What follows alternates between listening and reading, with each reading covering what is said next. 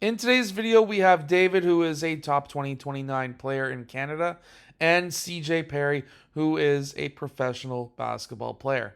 What these guys are going to be going through are some different drills to be able to read defenses, to be able to read their defender, and also how to read a defender off of a cut or how they're currently playing you. So let's get down and let's check out these drills that we ran so that they can become better at reading their defenders. So in this first drill, what we have is the offensive player. He has to cross over the ball like glide crosses, and then the defender has to go and try and steal one of those crossovers. If the defender steals the ball, you lose. If you can evade the defensive reach and then attack the basket, you win. And then you win again if you score. The defender can't just give up. He has to go and chase after he makes that steal if he doesn't steal it, because of course we don't just want to be there as a defender and be like, oh, where's my help? Because there's so many players who play defense where if they get beat off the dribble, they just stand there and say, oh, where's my help defense? We don't want that. We want the offensive player to have a tough time to be able to score on that basket. So chase down, try to get that block, try to make it difficult for that offensive player.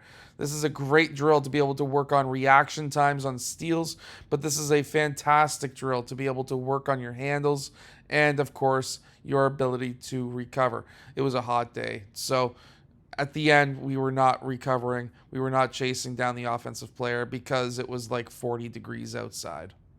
Now what we are going to do is a quick corner to wing cut. Whether you do a V cut or you just create space by making contact with the defender, it doesn't matter. We're just trying to get from the corner to the wing. If you're being overplayed like David was, you want to cut back door. You just want to get yourself open, and then you want to take your man one-on-one. Now, you can put a dribble rule in where you can say you can only take 2 dribbles or 3 dribbles, or you can let them take as many dribbles as they want so that you can work on their handles. There's 2 different ways of being able to run this drill, and of course 2 different opinions on if you should take minimal dribbles or not.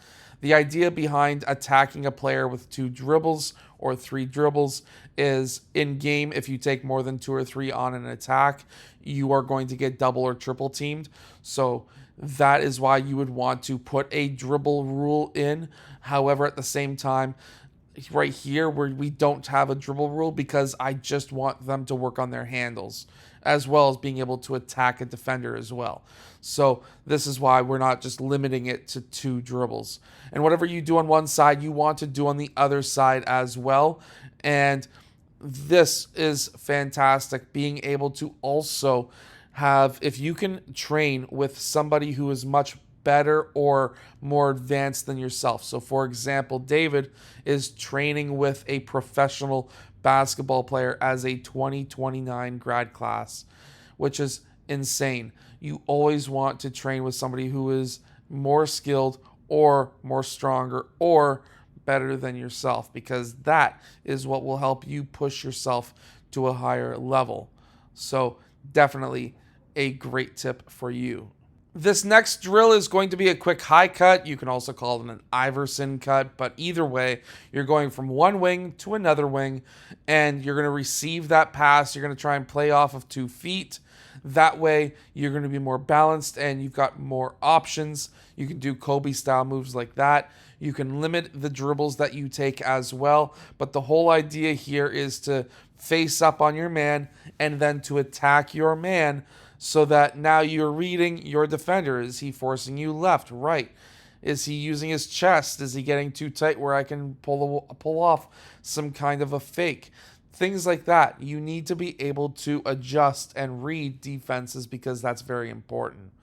Now, this next drill, what we're trying to do is work on our offensive ability to dribble in tight spaces, but also work on our defense to try to not allow a defender to get past us. So basically the idea here is you have to start on the baseline, dribble up to the free throw line while staying inside of the key. You're going to then turn around, check it up, and then after you check, you got to score on your defender, but you have to stay inside the key as well. Now, the idea here on the offensive side is to try and have a direct line to the basket, because so many players, they want to try and evade contact and take a big long banana cut or a banana drive where you're curling around your defender, and when in reality your defender's just going to be able to keep up with you much easier. But having a direct line to the basket is going to definitely be able to help you attack the basket much better in game. Now, in this final drill, what we are doing is we have an offensive player who is not looking at the ball, or the player who has the ball.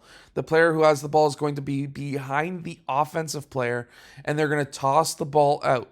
The offensive player has to try to get to that ball before it bounces a second time, and then he wants to attack the basket as early and as fast as possible. Now, you can pull up for a shot if they're giving you the shot. You can also attack the rim, or you can pull up for a mid-range. There's so many different options that you have. And as a defender, we need to try and make our offensive players' lives hard and not allow them to score. Keep your hands up, shuffle, stay between your man and the net. Things like that, the basics.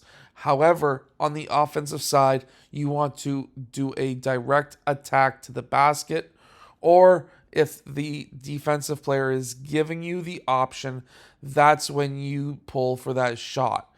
So I hope that this video has helped you become a better basketball player. If it has, hit that like button and subscribe, and comment down below and tell CJ and David that they did a fantastic job.